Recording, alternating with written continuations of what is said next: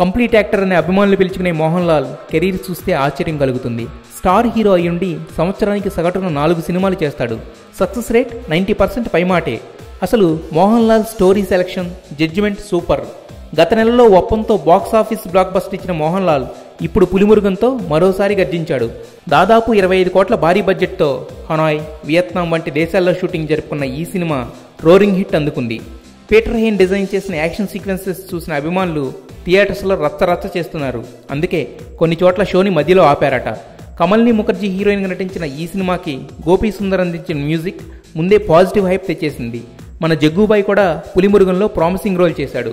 మొన్న గుడ్డివాడైన లిఫ్ట్ ఆపరేటర్గా నటించి smashing hit అందుకున్న మోహన్ లాల్ ఈసారి మాత్రం పక్కా మాస్ మసాలా సినిమాతో గ్రాండ్ హిట్ అందుకున్నాడు. అందుకే మోహన్ లాల్ని కంప్లీట్ యాక్టర్ అంటారు. మరి